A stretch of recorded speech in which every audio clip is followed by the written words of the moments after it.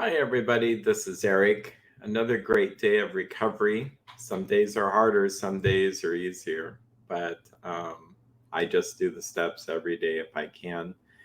Well, it's what I can do. What's beyond my strength is sobriety or fixing things or people or the world. Anything outside of me is beyond my control. And so every day I try to practice step 3. And we're going to get into that today. This is page 60. Okay. Page 60 of the AA Big Book. And it's funny, I did make a, there it is. So page 60.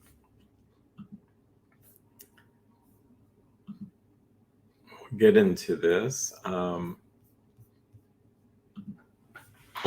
So it says our description of the alcoholic, or in any case, it could be sexaholic or compulsive spender, compulsive gambler, compulsive overeater, a fixer, someone who wants to, help others in a compulsive kind of way. There's probably a few other addictions out there. The chapter to the agnostic and our personal adventures before and after make clear 3 pertinent ideas: that we were alcoholic or addicted or codependent and could not manage our own lives. B, probably no human power could have relieved our sexaholism, alcoholism, food addiction, spending, gambling, fixing others. And C, that God could and would if he were sought. By the way, I think it's important to label all those things because addiction is addiction. As we'll see, as you see this, you'll start to see either you have this disease or you don't. But if you have it, you'll go, wow, this is the core. So being convinced, we're at step 3, which is that we decided to turn our will and our life over to God as we understood him. Just what do we mean by that? And just what do we do? The first requirement is that we be convinced that any life run on self-will can hardly be a success. On that basis, we're almost always in collision with something or somebody, even though our motives are good. Most people try to live by self-propulsion. Each person is like an actor who wants to run the whole show, is forever trying to arrange the lights, the ballet, the scenery, and the rest of the players in his or her own way. If their arrangements would only stay put, if only people would do as he wished, the show would be great. Everybody, including himself, would be pleased. Life would be wonderful. In trying to make these arrangements, our actor may sometimes be quite virtuous. He may be kind, considerate, patient, generous, even modest and self-sacrificing. On the other hand, he may be mean, egotistical, selfish, and dishonest. But as with most humans, he is more likely to have varied traits. What usually happens? The show doesn't come off very well. He begins to think life doesn't treat him right. He decides to exert himself more. He becomes on the next occasion still more demanding or gracious, as the case may be. Still, the play does not suit him. Admitting he may be somewhat at fault, he is sure that other people are more to blame. He becomes angry, indignant, self-pitying. What is this basic trouble? Is he really not a self-seeker even when trying to be kind? Is he not a victim of the delusion that he can wrestle satisfaction and happiness out of this world if he only manages well? Is it not evident to all the rest of the players that these are the things he wants, and do not his actions make each of them wish to retaliate, snatching all they can get out of the show? Is he not, even in his best moments, a producer of confusion rather than harmony? Our actor is self-centered, egocentric, as people like to call it nowadays. He is like the retired businessman who lolls in the Florida sunshine in the winter complaining of the sad state of the nation.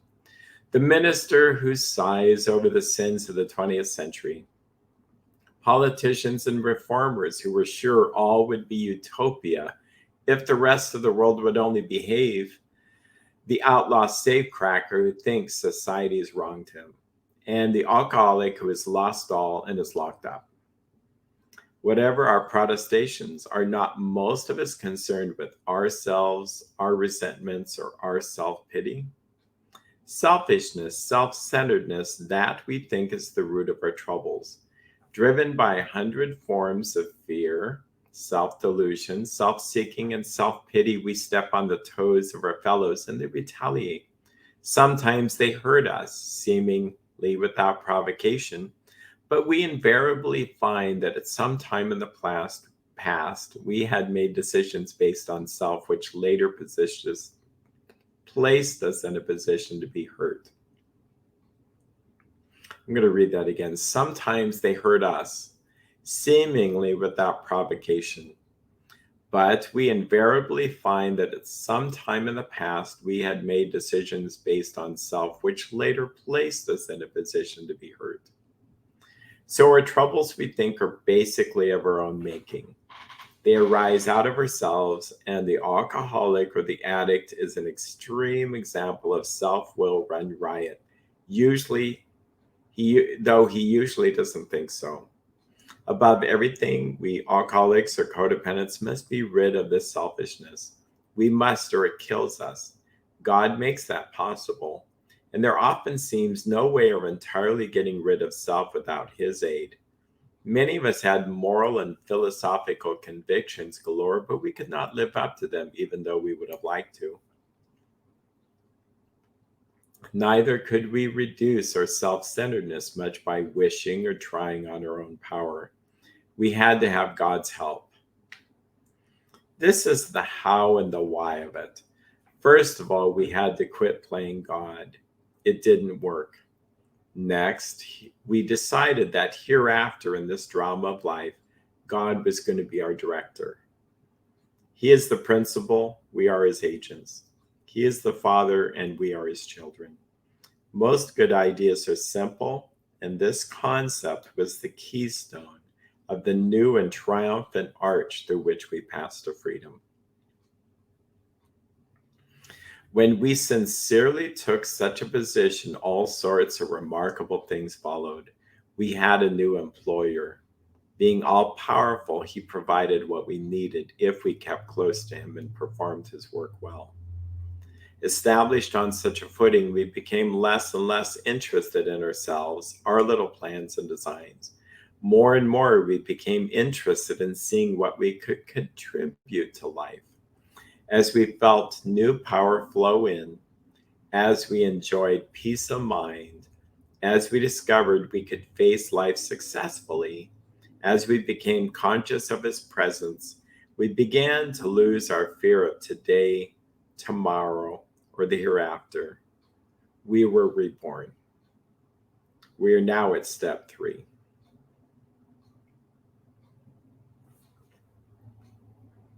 Many of us said to our Maker, so this is a prayer as we understood him, God, I offer myself to thee, to build with me and to do with me as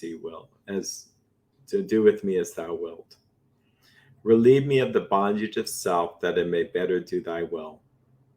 Take away my difficulties, that victory over them may bear witness to those I would help of thy power, thy love, and thy way of life. May I do thy will always. We thought well before taking the step, making sure we were ready, that we could at last abandon ourselves utterly to him. We found it very desirable to take this spiritual step with an understanding person, such as our wife, best friend, or spiritual advisor. But it is better to meet God alone than with one who might misunderstand. The wording was, of course, quite optional, so long as we expressed the idea of voicing it without reservation. This was only a beginning, though if honestly and humbly made, an effect, sometimes a very great one, was felt at once. Okay. Okay. Powerful. So let's talk about that. That may have been the first time in a long time that I read it without myself cutting into it.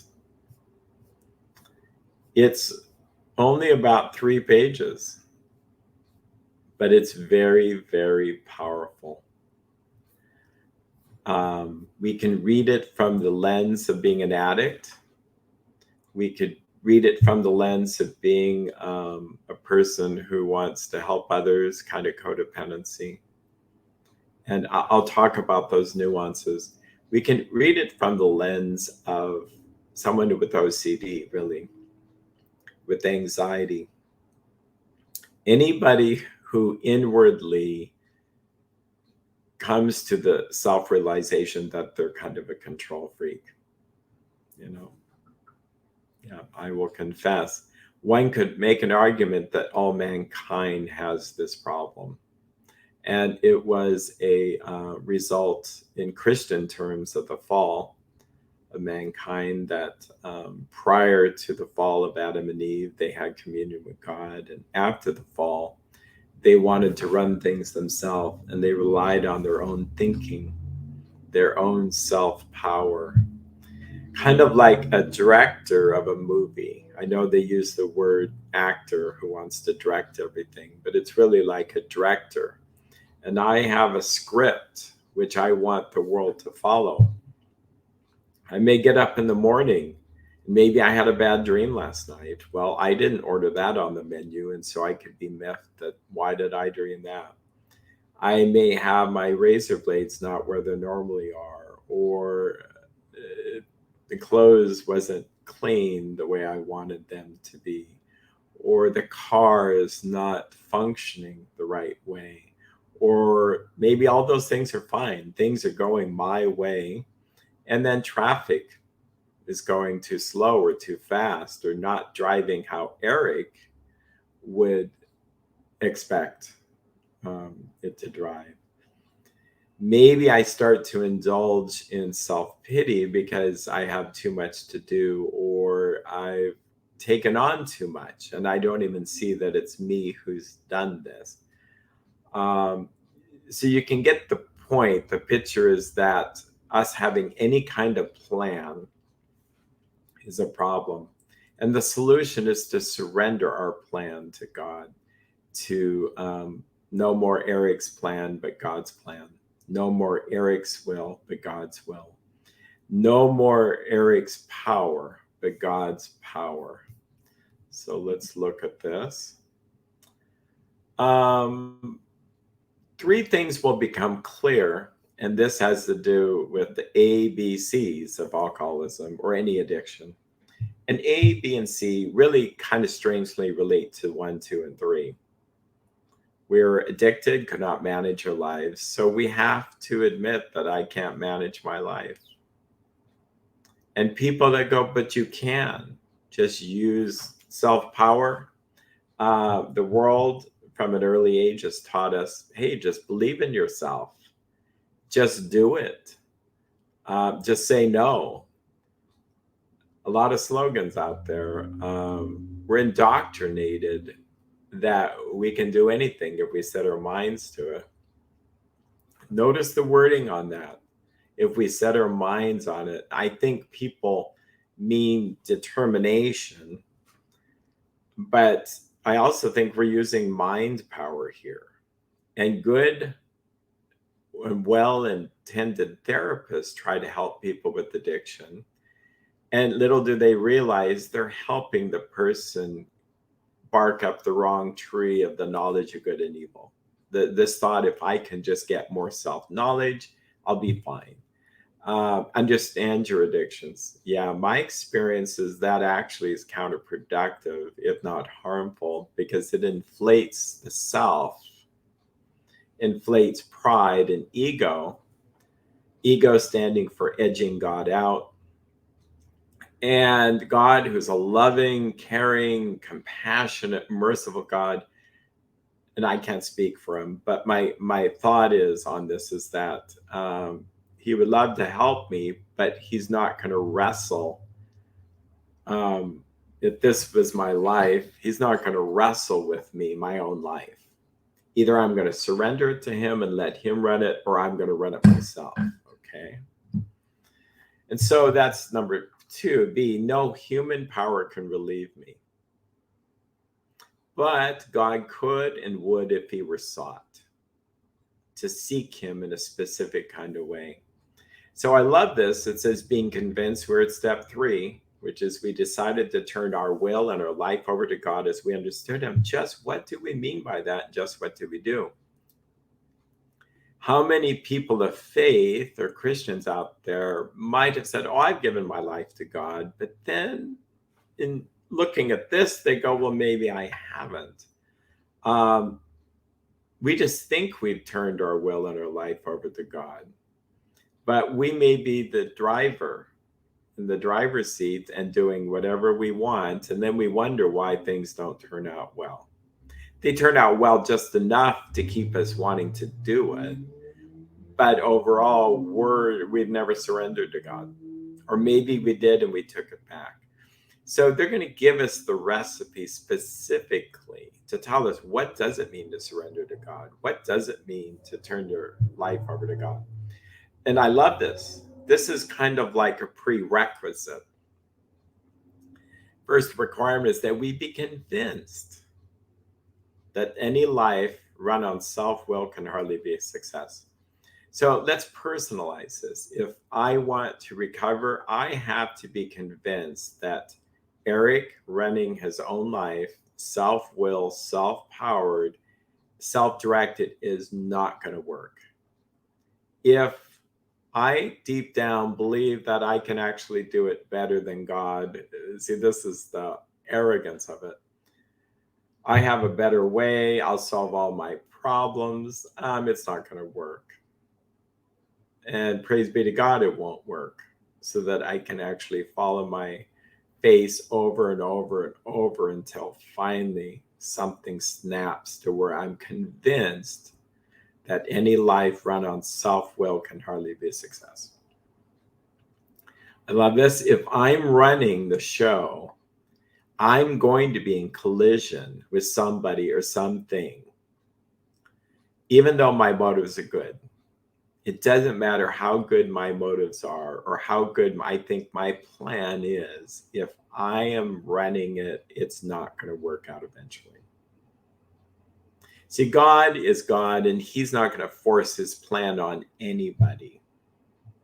Okay, so he says that if I turn my will over to God, as I understand God and my conception of God, then I am joined with him in a way, at least the beginning of joining with him. There's things that people do in church which is beyond what 12 Steps does, but join at least in the same pathway, and then things begin to happen. Most people try to live by self-propulsion. This is key. Earlier, in step 2, we talk about how we don't have power. We're lacking in power. That is our dilemma. We know what to do. We just can't do it. So this is all about finding power. Okay, we need to be plugged in. Don't think jet pack battery on my back where I run around with self-will. Think plug-in cord that I have to humbly plug in and stay plugged in. And I can only go so far with that cord. Each person is like an actor who wants to run the whole show. Trying to arrange the lights, the ballet. Trying to arrange anything is controlling. This was written in the 40s, I believe, and so they didn't really use words like control freak, but this is really a control freak. Trying to control the future, is convinced that if everybody will do as he wants, the show will be great. Trust me, you'll love it. It'll work out wonderful. And I can be quite virtuous. Well, these aren't real virtues, but I could be kind, considerate, patient, generous, even modest, self-sacrificing. So think people pleasing. How does this manifest itself? Let's take a side trip. Say, like, my defective character is people pleasing. Well, I'm not really honest and say what I need to say because I don't want you to feel bad or too poorly, or I'm not sure how you're going to respond. So if you respond poorly, that hurts me because I have poor boundaries. So what happens is I walk on eggshells and say it in just the precise way to get the outcome I want. See where that goes. Let's put it in the context of codependency. Say, like, I am so afraid that the addict loved one in my life will use that then I walk on eggshells. I may be kind, considerate, patient, generous. Yeah, come live with us more. Sure, I have more money to help fund your problems or your lack of expenses because you've used. I may deep down believe if I'm just more loving or self-sacrificing, that will get sobriety. And there's a certain pride to that. There's this thought that Erik can help you get sober versus trusting in God. Yeah, it's just misguided love, in which case it's not love, unfortunately.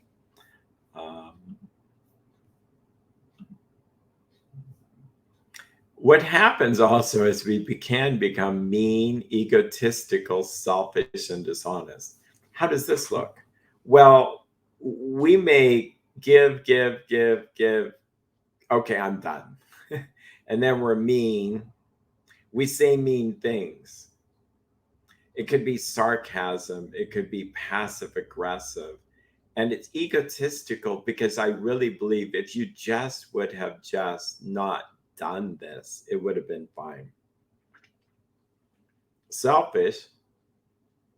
A codependent could say, what are you talking about? I've just given, given, given. But this is the tricky thing of selfishness. Selfishness could be, in this definition, I want you to be sober. I want you to be healthy, safe. Well, that's a plan for that other person's life. Maybe it's not meant to be that they're supposed to be selfish, or maybe they're supposed to be not sober. Maybe maybe they're supposed to suffer some disease or some hardship. And how does the dishonesty piece work in codependency?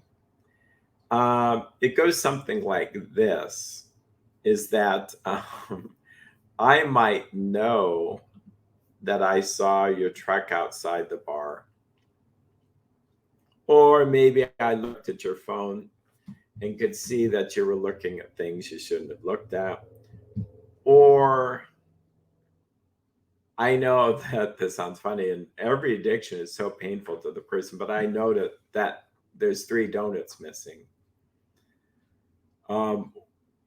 But instead, I'm just going to ask questions. I may say, hey, where were you yesterday? And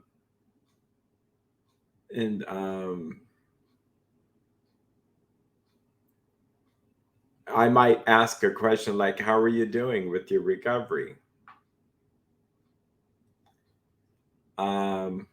And that would work for the sexaholic or the overeater. Is that really honest? Or is it more honest and vulnerable for me to say, look, I confess I looked at your phone. I saw something on there that really disturbed me. And I just wanted to let you know I looked at that. Can we talk? Or I was driving by, maybe I might confess, I was driving by the bar just to see if you were there. And sure enough, I saw the truck. Or I noticed that there's 3 donuts missing in the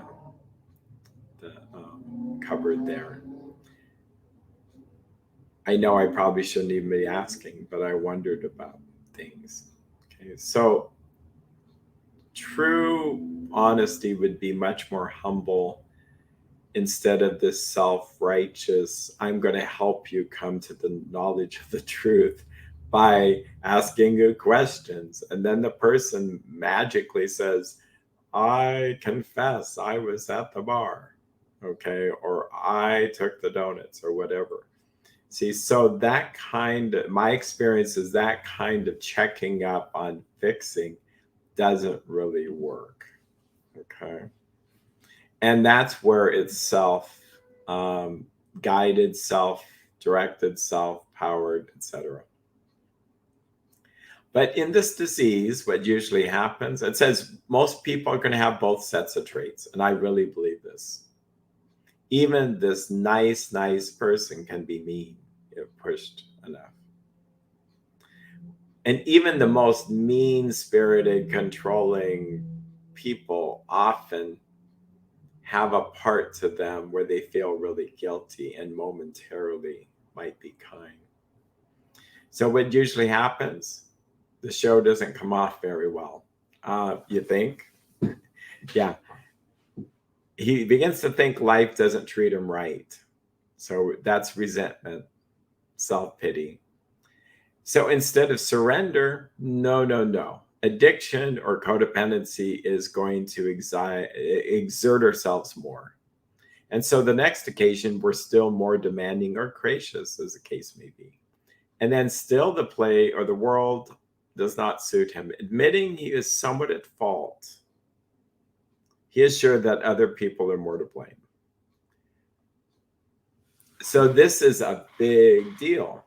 If I could admit I am at fault and just stop there, go to God and repent, to use Christian terms, to admit I am powerless over the sickness of checking up on people or acting out sexually or eating donuts or drinking, I would get well. But the disease doesn't work that way. The way the disease works is we have to be convinced that someone else is more to blame. And it's certainly not the alcohol. It's actually my wife or my children or the world or the government or the pandemic made me do it. Okay. So we become angry, indignant, self-pitying. What is his basic trouble? Is he really not a self-seeker even when trying to be kind? Is he not a victim of the delusion that he can rest or wrestle satisfaction and happiness out of this world if he only manages well? By the way, that's what the human potential gurus tell us. That's what kind of the American way is. If you work really hard, you can do it, and you can get satisfaction and happiness out of this world if you just manage well. It's all about management. The problem is that's not reality. Sooner or later, something's going to happen. You may go that way for a while. You may have a lovely house, lovely bank account, lovely children. Everything's going the way you want until something doesn't. You can have a disease that you didn't, I mean, you exercised yourself, you ate the healthiest, and you still end up with a disease beyond your control. Or where you live, something economically happens, or the government does something that's beyond your control. So this is just a delusion that you can get happy if you just get what you want. So the good news is once you give up that delusion and realize I can be happy without having to control the universe, life is going to get a lot better and more realistic. And that's why it's a delusion.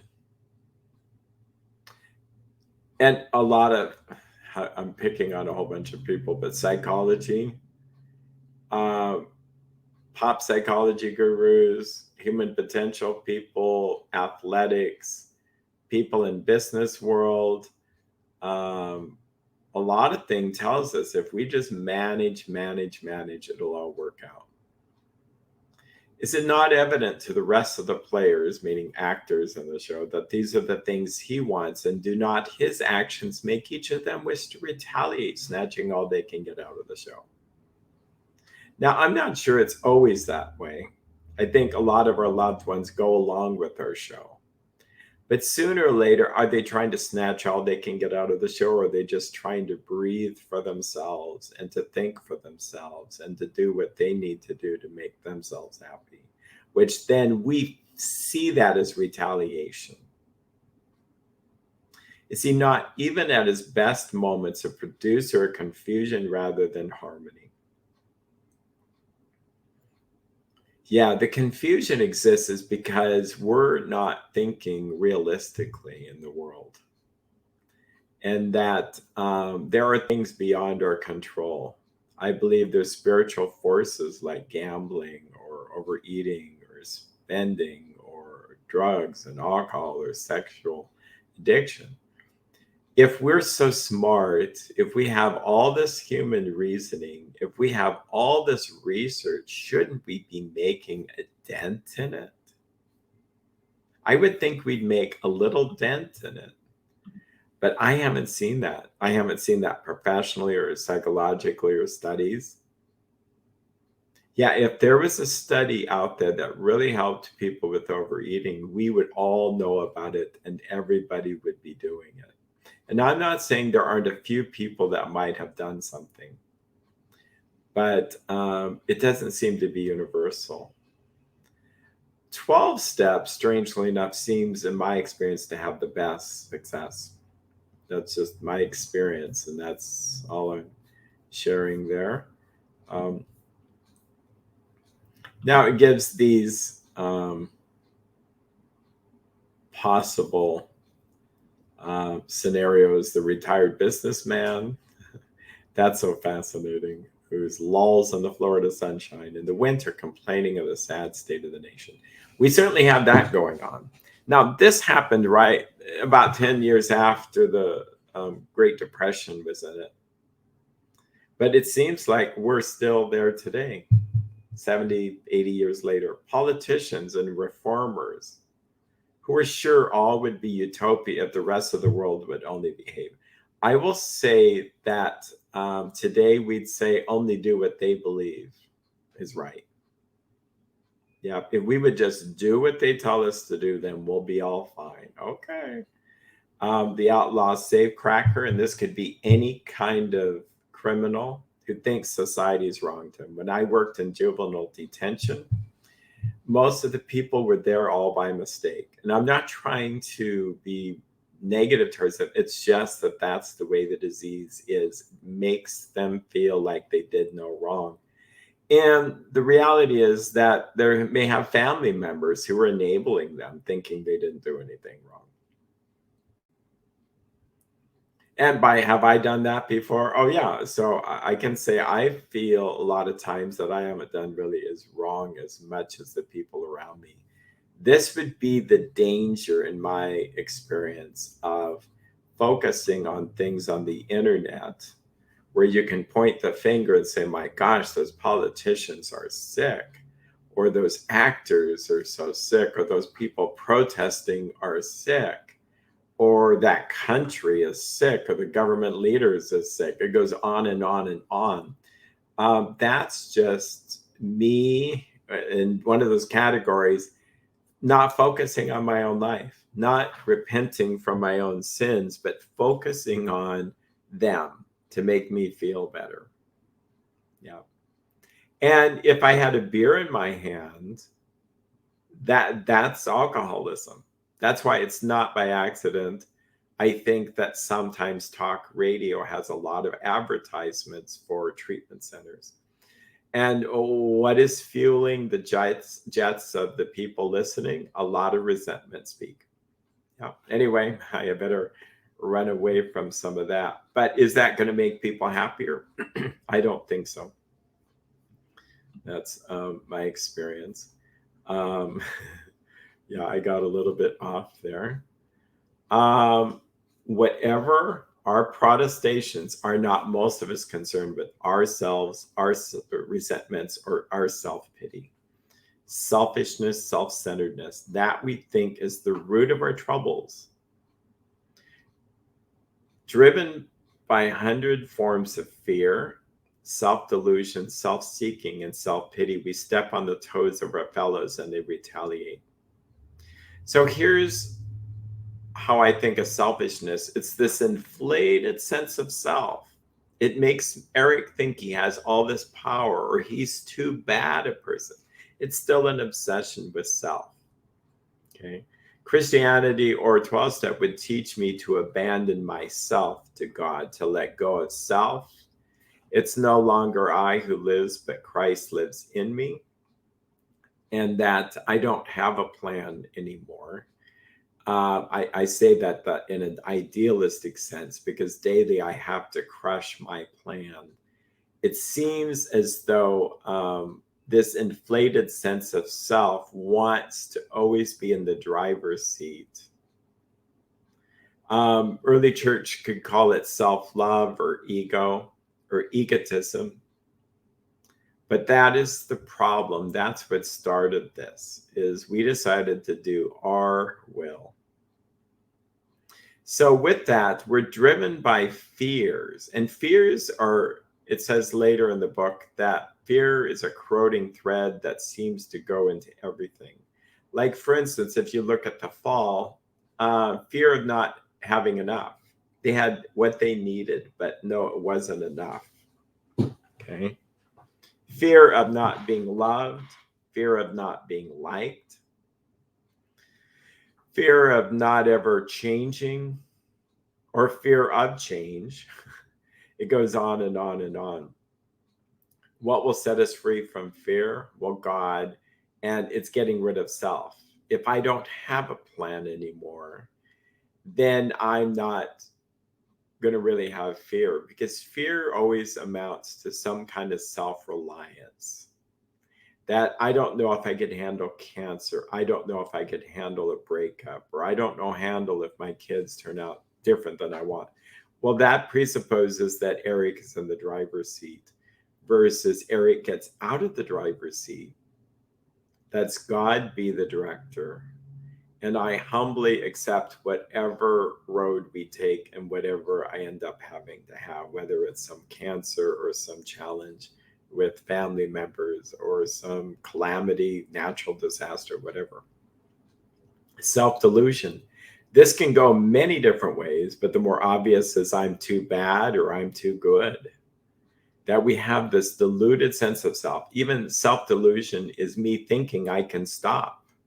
So then I go to a therapist and the therapist helps me stop. Well, that's self-delusion. Self-seeking. That's me seeking anything for self. And self-pity is where I didn't get what I wanted. And so then I start to mourn what I didn't get. So all this, we're stepping on our toes of our fellows, meaning our family members, community, people in our community, co-workers, family of origin, brothers, sisters, parents, and they retaliate. So when I look at them retaliate in my disease, I think, well, I didn't do anything wrong. They're just really not that smart or healthy or whatever. Why are they doing that? But this program teaches me that no, I was the one who drove this whole show off the edge of a cliff. And their retaliation is part of the disease that I've brought to them. Sometimes they hurt us, seemingly without provocation. But we didn't provoke them into it. But invariably, we find at some time in the past, we had made some decision based on self, which later placed us in a position to be hurt. Another way of saying that is I made a selfish decision. Okay. So maybe I'm driven by a fear to impress them by not being real honest, but being what I think that they want me to be. The problem with this way of being is it's never going to be good enough. And I'm still insecure. And then they do something that seems to have hurt me, but really, no, I was hurt before we ever started. So our troubles, we think, are basically of our own making. And it's like, ouch, are you kidding? You mean every problem in the world is my own making? What about wars? What about what seems to be an unjust God who's letting all this bad stuff happen? Or kids being raped and murdered, and I mean, on and on and on. I could be really, really angry. Here's the deal is I have a plan for the way the world should be, and it's not going to my liking. So that's how I'm actually getting hurt, is that I have this plan. So if I surrender my plan and accept the world the way it is, it doesn't mean I agree with things or approve of or condone things, but it's acceptance that this is how the world is, that we all have this disease and our hope is in God. So that is how the troubles start to happen. Now, that's kind of at a grand distance scale, but in a more personal scale, this selfishness wants to be like a Godzilla that goes stomping through life, trying to get everything. And itself will run riot. And again, we honestly don't think it is. But we must be rid of this. We must, or it kills us.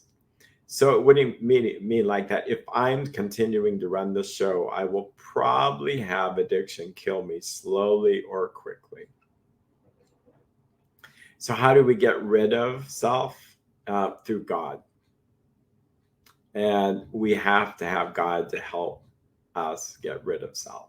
Again, we can't get rid of self by selfish power. And here, this lovely, many of us had moral and philosophical convictions galore, but we could not live up to them, even though we would have liked to. Isn't this the common problem? We know what to do, we just can't do it. And the problem is we can kind of. And that's where there would be people that say, well, wait a minute, I can stop drinking or I can stop doing these things. Great. I'm glad for you. And I really wouldn't talk you into this, but I do believe at the core of who I am that it's short lived. As sooner or later, you're going to run into something that's beyond your own power. Hopefully.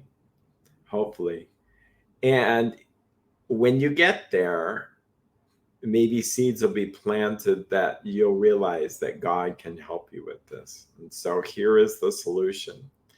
This is the how and the why. But first of all, we had to quit playing God. And I'm kind of a believer in putting a little 1, a 2, a 3 where it says that. I didn't do that here.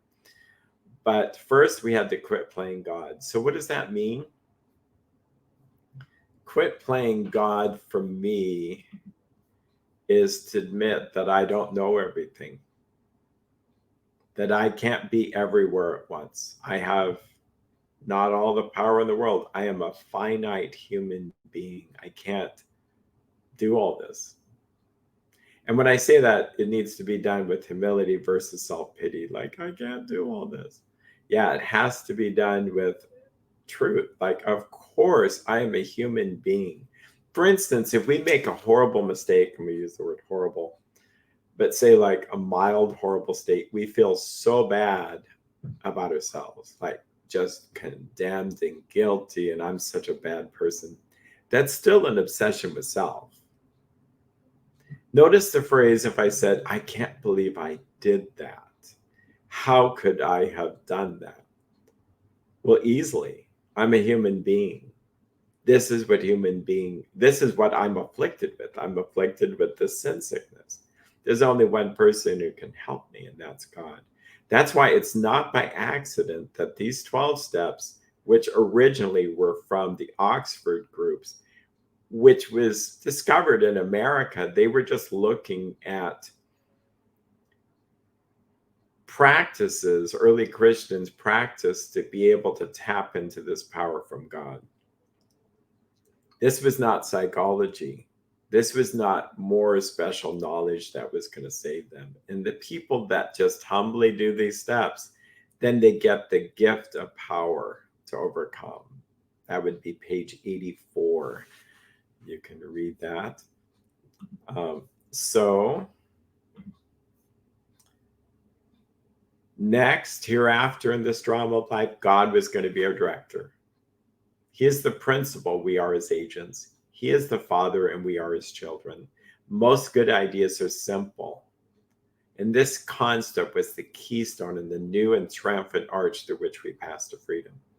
So it's a simple, simple program. When we sincerely took such a position, the position of humility, all sorts of remarkable things followed. I can tell you countless stories of how things beyond my wildest dreams came to pass just because I had the momentary sanity to surrender, let go, let God work in my life. Being all powerful, yes, God is all powerful. He provided what we needed if we kept close to him. I would say plugged into him and performed his work well. Perform his work well. What that means is pray, to do what he tells me to do, but to understand that I am but a conduit for his power.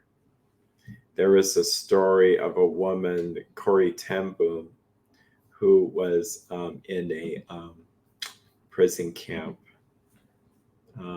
during World War II, and the German Nazis had put her there.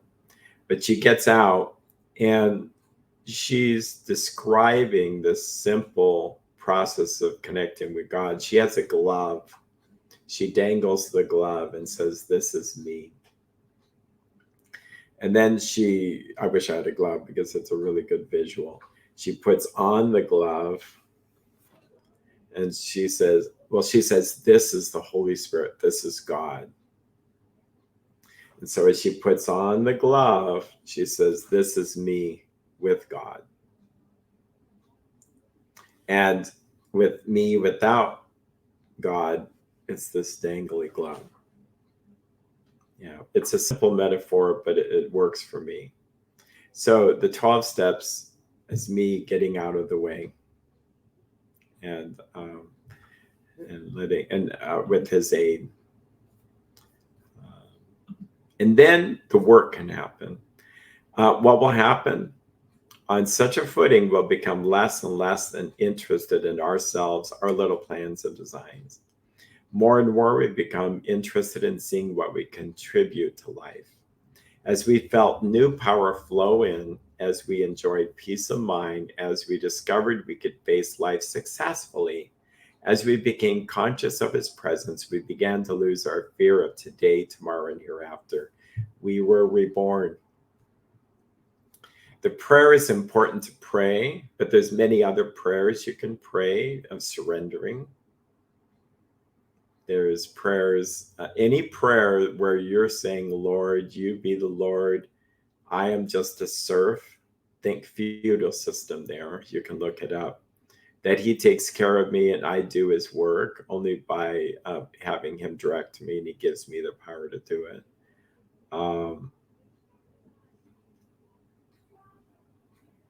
And we're praying to be relieved of the bondage of self. Okay, the bondage of self. That is a bondage. It may not seem like it at first, but it is. If God loves us more than anyone else will ever love us, he is all powerful, all good. Why would I not surrender to his plan?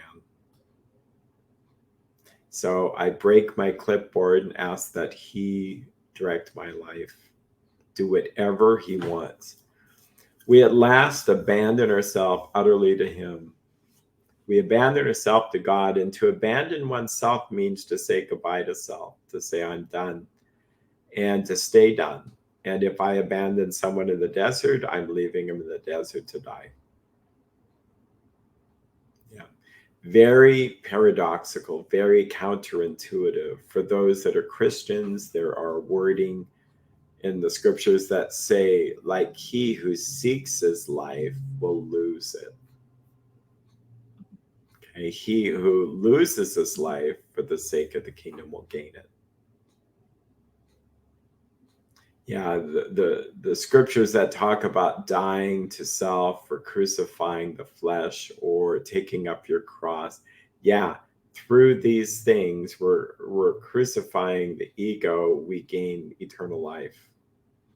And what we're getting rid of by God's grace alone is the disease. The disease, once it's arrested and we begin to heal, we actually become our true selves.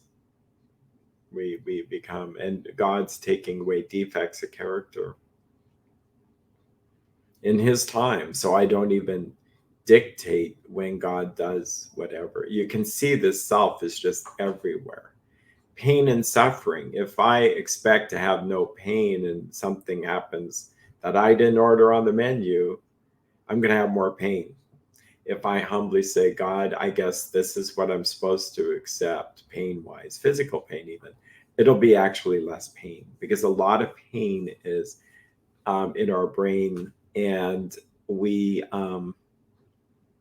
it's how we think about it. I've never been a mother. I don't plan on ever being a mother, but my guess is that mothers go through excruciating pain to give birth to children.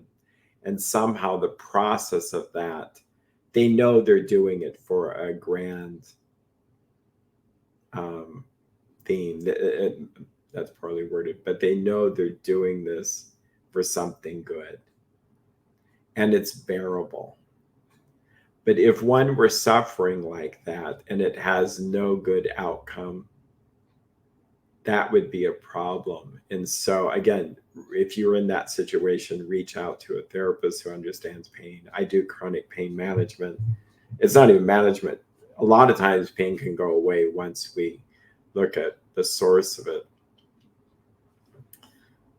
There'll be other pains in one's life.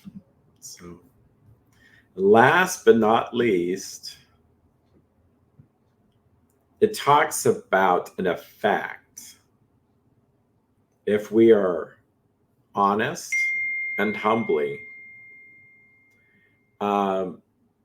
asking God to take away myself and to replace it with his will, we're going to have an effect, sometimes a very great one.